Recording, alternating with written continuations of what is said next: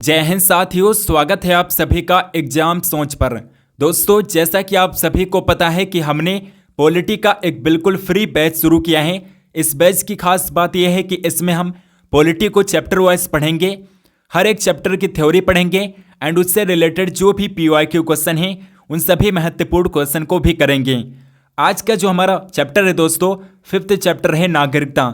इसके 4th chapter की videos मैंने ऑलरेडी अपलोड कर दी हैं। अगर आपने उन्हें नहीं देखा तो उन्हें आप ज़रूर देखिएगा। आज का हमारा 5th चैप्टर है नागरिकता यानी कि इंडियन सिटीजनशिप। आज का हमारा 5th चैप्टर है, तो आज की इस वीडियो में हम इस चैप्टर को पढ़ेंगे। और दोस्तों, ये बैच आपके हर एक गवर्नमेंट एग्जाम के लिए इंपॉर्टेंट है, चाहे आप SSC, CGL, MTS, JD, police या फिर रेलवे एग्जाम, किसी भी एग्जाम की अगर आप तैयारी कर रहे हैं तो ये बैच आपके लिए वेरी इंपॉर्टेंट है। तो इस वीडियो को आप पूरा जरूर देखिएगा दोस्तों। चलिए फिर आज की इस वीडियो को अपन शुरू करते हैं। और दोस्तों, अगर आपने प्राचीन भारत का इतिहास और GK संजीवनी ई बुक को बाय नहीं किया है तो इन दोनों ई बुक को आप जरूर बाय करिएगा। लिंक आपको डिस्क्रिप्शन बॉक्स में मिल जाएगा, जहां से आप इजीली इन दोनों ई बुक को बाय कर सकते हैं। तो हमारा 5th चैप्टर है भारतीय नागरिकता। आज का हमारा 5th चैप्टर है। तो नागरिकता संबंधी प्रावधान जो है दोस्तों, ये भारतीय संविधान में भाग 2 में अनुच्छेद 5 से 11 में बताए गए हैं। तो इसे आप जरूर याद रखिएगा दोस्तों, मोस्ट इंपॉर्टेंट है। नागरिकता संबंधी प्रावधान बताए गए हैं भाग 2 के अनुच्छेद 5 से 11 में। और अनुच्छेद 5 में अगर बात करें दोस्तों, तो इसमें संविधान के प्रारंभ में नागरिकता बताई गई है। अनुच्छेद 5 में बताया गया है कि कौन से लोग हैं जो भारतीय नागरिक होंगे। ये आर्टिकल 5 में बताए गए हैं। आर्टिकल 5 में 3 रूल दिए गए हैं, जिनसे आप पता लगा सकते हैं कि कौन सा नागरिक भारतीय नागरिक हैं। भारतीय नागरिक होने के लिए क्या होना चाहिए? यदि उसका जन्म भारत में हुआ है तो वो भारत का नागरिक होगा, और यदि उसके माता पिता में से कोई एक का जन्म भारत में हुआ है तो वो भी भारत का नागरिक होगा। माता पिता में से कोई भी एक का जन्म अगर भारत में हुआ है तो वो व्यक्ति भारत का नागरिक होगा। और यदि वो भारत के संविधान के लागू होने से ठीक 5 वर्ष पहले से भारत में रह रहे हों, यानी कि माता पिता रह रहे हों, तो वो भी नागरिक कहाँ भारतीय नागरिक होगा दोस्तों। वो भी नागरिक कैसा होगा? भारतीय नागरिक होगा। तो यदि भारत में जन्मा है तो वो तो भारतीय नागरिक होगा ही। और अगर उसके माता पिता का जन्म भारत में हुआ है लेकिन वो विदेश चले गए हैं तो उनका जो लड़का होगा वो भारतीय नागरिक होगा। यदि वो भारत के संविधान के लागू होने से ठीक 5 वर्ष पहले भारत में रह रहे हैं तो वो भारतीय नागरिक कहलाएंगे। अब दोस्तों, कुछ आर्टिकल हैं जो इम्पोर्टेंट हैं आपके भारतीय नागरिकता से संबंधित। सबसे इम्पोर्टेंट है क्योंकि यहीं से प्रश्न आपके एग्जाम में पूछे जाते हैं। तो आर्टिकल 6 जो है, अनुच्छेद 6 जो है, इसमें बताया गया है कुछ ऐसे व्यक्तियों को नागरिकता के अधिकार जो पाकिस्तान से भारत आए हैं। तो कुछ ऐसे व्यक्तियों की नागरिकता के अधिकार बताए गए हैं आर्टिकल 6 में जो पाकिस्तान से आए हैं। तो इसे आप याद रखिएगा। आर्टिकल 7 में बताया गया है कि पाकिस्तान के कुछ प्रवासियों को नागरिकता के अधिकार जो पाकिस्तान में चले गए हैं, तो पाकिस्तान के कुछ प्रवासियों को अधिकार दिए गए हैं जो भारत से पाकिस्तान में चले गए हैं। ये आर्टिकल 7 के तहत इन्हें अधिकार दिए गए हैं।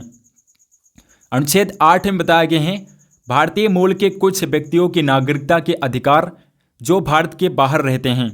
भारतीय मूल के कुछ व्यक्तियों की नागरिकता के अधिकार जो भारत से बाहर रहते हैं, ये आर्टिकल 8 में बताया गया है। और अनुच्छेद 9 में बताया गया है स्वेच्छा से विदेशी नागरिकता ग्रहण करने वाले नागरिक नहीं होंगे। स्वेच्छा से विदेशी नागरिकता ग्रहण करने वाले नागरिक नहीं होंगे। ये आर्टिकल 9 में बताया गया है। बेसिकली आर्टिकल 9 में बताया गया है ऐसा दोस्तों कि अगर कोई व्यक्ति है वो अगर किसी विदेशी नागरिकता को ग्रहण कर लेता है तो उसकी जो भारतीय नागरिकता होती है वो स्वतः समाप्त हो जाती है। ये आर्टिकल 9 में बताया गया है। आर्टिकल 10 में बताया गया है नागरिकता के अधिकारों का बना रहना। तो आर्टिकल 10 में ऐसा बताया गया है कि जो नागरिकता के अधिकार हैं ये ऐसे बने रहेंगे। ये आर्टिकल 10 में बताए गए हैं। और अनुच्छेद 11 जो है इम्पोर्टेंट है। अनुच्छेद 11 में ये बताया गया है कि संसद के द्वारा नागरिकता के अधिकारों का विधि द्वारा विनियमन किया जा सकता है। विधि द्वारा विनियमन किया जा सकता है, यानी कि संसद के द्वारा नागरिकता के जो अधिकार हैं, नागरिकता के जो राइट्स हैं, इन्हें चेंज किया जा सकता है, इन्हें बदला जा सकता है, परिवर्तित किया जा सकता है पार्लियामेंट के द्वारा। आर्टिकल 11 के तहत ऐसा किया जा सकता है। तो दोस्तों चलिए अब हम करते हैं इस चैप्टर से रिलेटेड PYQ क्वेश्चन। तो हमारा पहला क्वेश्चन है, नागरिकता प्राप्त करने व खोने के विषय में विस्तार से चर्चा कहाँ पर की गई है? 1955 के नागरिकता कानून में की गई है दोस्तों, 1955 के नागरिकता कानून में की गई है। नेक्स्ट क्वेश्चन, कितने वर्षों तक लगातार बाहर रहने पर नागरिकता समाप्त हो जाती है? तो लगातार 7 वर्षों तक बाहर रहने पर भारतीय नागरिकता स्वतः समाप्त हो जाती है। अगर कोई व्यक्ति विदेश में लगातार 7 वर्षों तक रह रहा है और 7 वर्षों में वो एक बार भी भारत नहीं आए हैं, तो उसकी जो भारतीय नागरिकता होती है वो समाप्त कर दी जाती है। अगला क्वेश्चन, नागरिकता प्राप्त करने के लिए शर्तें निर्धारित करने वाला सक्षम निकाय कौन सा है? संसद है दोस्तों, पार्लियामेंट है। राइट आंसर यहाँ पर ऑप्शन सी हो जाएगा। अगला क्वेश्चन, भारत की नागरिकता निम्नलिखित में से किस प्रकार की जा सकती है, किस प्रकार प्राप्त की जा सकती हैं? तो भारतीय नागरिकता जो है ये किस प्रकार प्राप्त की जा सकती है? जन्म से प्राप्त की जा सकती हैं, वंशानुगत से प्राप्त की जा सकती हैं, वंशानुक्रम से, देशीकरण से प्राप्त की जा सकती हैं। तो यहाँ पर राइट आंसर उपयुक्त सभी इस क्वेश्चन का राइट आंसर हो जाएगा। भारतीय नागरिकता जो है ये जन्म से प्राप्त की जा सकती हैं, वंशानुक्रम से प्राप्त की जा सकती हैं और देशीकरण से प्राप्त की जा सकती हैं। नागरिकता संशोधन अधिनियम 1992 के अनुसार, तो नागरिकता संशोधन अधिनियम 1992 जो है इसके अनुसार क्या बताया गया है दोस्तों? इसके अनुसार क्या बताया गया है? इसके अनुसार बताया गया है कि भारत के बाहर पैदा होने वाले बच्चे को यदि उसकी माँ भारतीय हैं तो उसे भारतीय नागरिकता प्राप्त होगी। तो 1992 का जो नागरिकता संशोधन अधिनियम है इसमें बताया गया है कि भारत के बाहर पैदा होने वाले बच्चे को यदि उसकी माँ भारतीय हैं तो उसकी नागरिकता भी भारतीय नागरिकता होगी। हमारा अगला क्वेश्चन है दोस्तों, पाकिस्तान से भारत आकर नागरिकता प्राप्त करने संबंधी प्रावधान का वर्णन निम्नलिखित में से किस अनुच्छेद में वर्णित है? अनुच्छेद 6 में वर्णित है दोस्तों, आर्टिकल 6 में वर्णित हैं। अगला क्वेश्चन, संविधान द्वारा प्रदत्त नागरिकता के संबंध में संसद ने एक व्यापक नागरिकता अधिनियम कब बनाया था? 1955 में बनाया था दोस्तों, 1955 में बनाया था।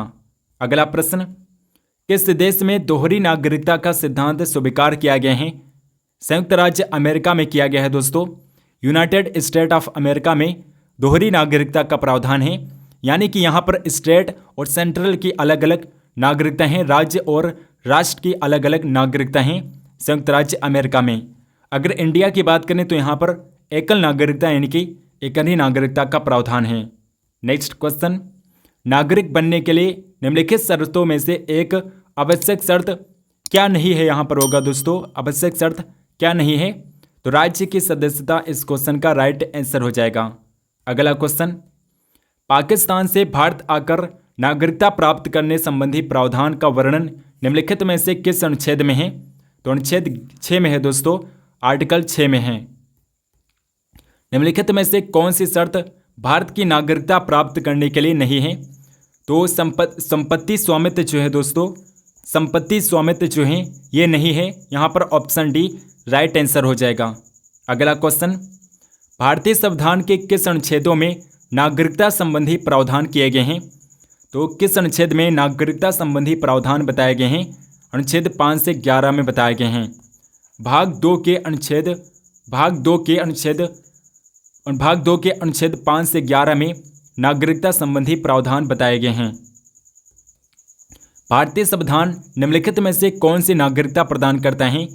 एकल नागरिकता प्रदान करता है भारतीय संविधान। अगला क्वेश्चन, किस अनुच्छेद के तहत संसद को नागरिकता के संबंध में कानून बनाने का अधिकार प्रदान किया गया है?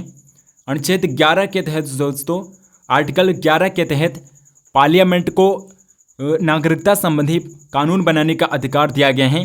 अनुच्छेद 11 के तहत पार्लियामेंट को SSC MTS 2014 में क्वेश्चन पूछा गया था। अगला प्रश्न, देशीकरण के द्वारा नागरिकता प्राप्ति का एक तरीका क्या है? तो विदेशी पुरुष से विवाह करना दोस्तों, विदेशी पुरुष से विवाह करके आप उस देश की नागरिकता को प्राप्त कर सकते हैं। देशीकरण के द्वारा इसी तरह आप नागरिकता प्राप्त कर सकते हैं। आरआरबी एनटीपीसी 2016 में एक क्वेश्चन पूछा गया था। अगला प्रश्न, भारतीय संविधान में नागरिकता के प्रावधान कब लागू किए गए थे?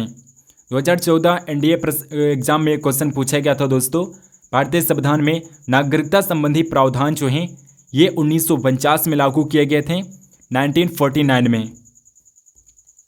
ऐसे सभी व्यक्ति जो देश या उसके पश्चात भारत में जन्म ग्रहण किया हो उन्हें जन्मजात भारतीय नागरिक समझा जाएगा।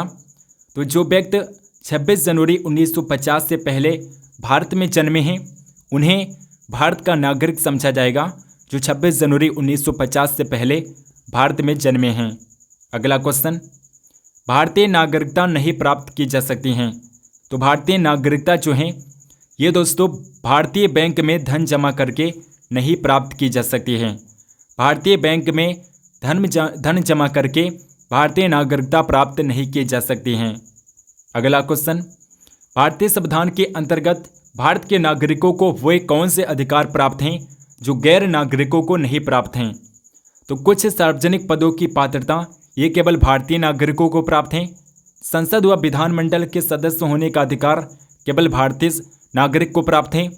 अनुच्छेद 15, 16 एवं 19 के द्वारा प्रदत्त मौलिक अधिकार ये केवल भारतीय नागरिकों को प्राप्त हैं। तो यहाँ पर ऑप्शन डी उपयुक्त सभी इस क्वेश्चन का राइट आंसर हो जाएगा। अगला क्वेश्चन है, नागरिकता के लोप होने का एक नियम है। तो नागरिकता आपकी कैसे छीन ली जा सकती है? यानी कि भारतीय नागरिकता जो है ये भी आपकी समाप्त की जा सकती है। कैसे? अगर आप पर देशद्रोह का अपराध सिद्ध हो जाता है। अगर आप देशद्रोही सिद्ध हो जाते हैं तो आपकी भारतीय नागरिकता समाप्त की जा सकती है। अगला क्वेश्चन, नेक्स्ट क्वेश्चन है कि एक व्यक्ति नागरिकता के अधिकार कैसे खो सकता है? एक कारण हो सकता है।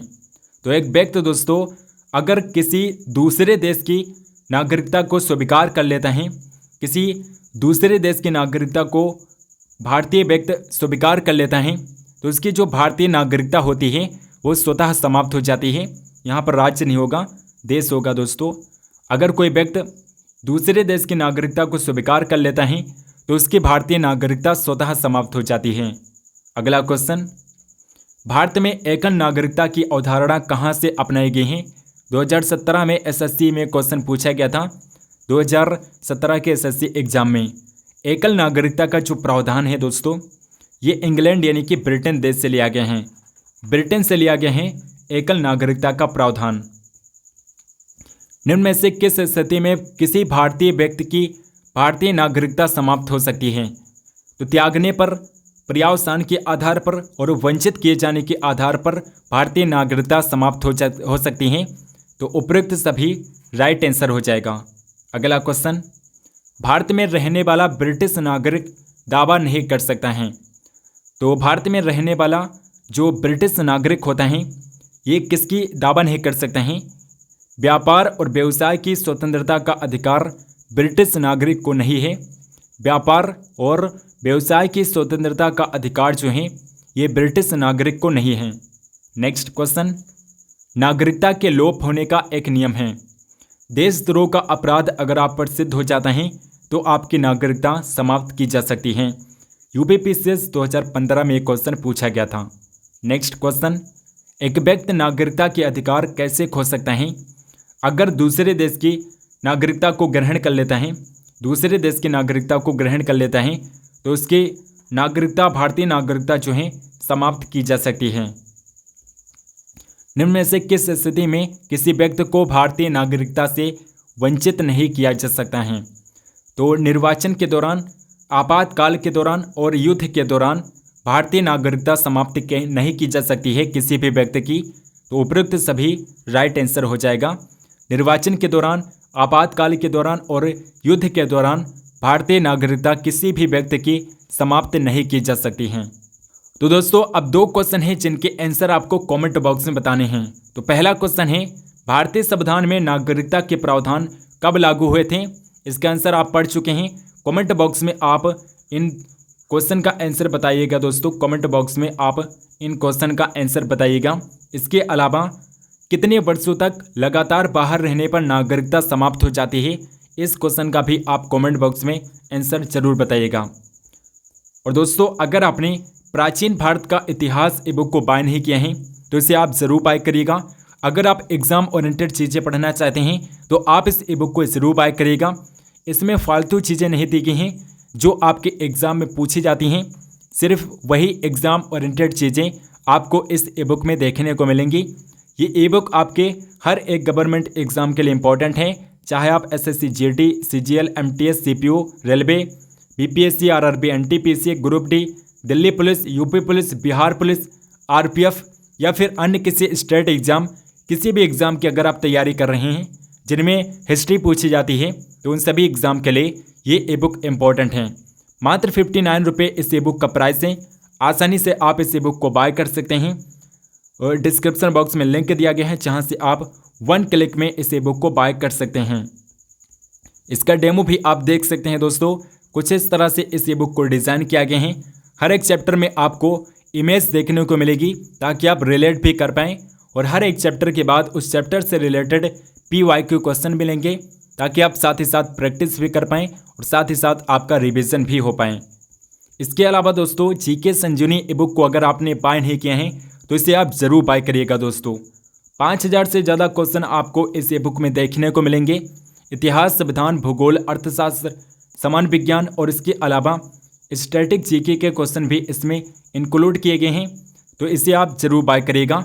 इस ई बुक का प्राइस भी आपको 62 रुपये में मिल जाएगी। ये ई बुक की प्राइस जो है 62 रुपये हैं, तो इसे भी आप ज़रूर बाय करिएगा। डिस्क्रिप्शन बॉक्स में आपको इन दोनों ई बुक का लिंक मिल जाएगा जहां से आप आसानी से इन दोनों ई बुक को विदिन 1 क्लिक में बाय कर सकते हैं। इसका डेमो भी आप देख सकते हैं। कुछ इस तरह से इस ई बुक को डिज़ाइन किया गया है दोस्तों, तो इसे आप ज़रूर बाय करिएगा।